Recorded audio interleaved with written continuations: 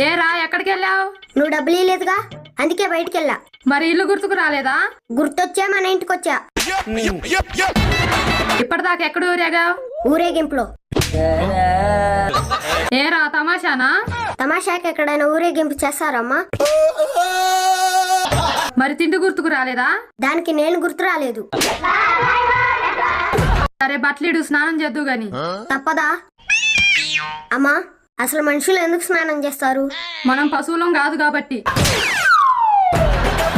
మరి పశువులు ఎందుకు చేయట్లేదు? వాటికి ఏ సబ్బు వాడాలో తెలియదు కాబట్టి. అవునమ్మా, కనీసం నన్నన్నా అడగాలిగా. ఇక చాలే బట్లీడు. సరే, ఇప్పుడు నేను స్నానం చేస్తే నాకేమిస్తావు? తుడుచుకోవడానికి టవలిస్తా.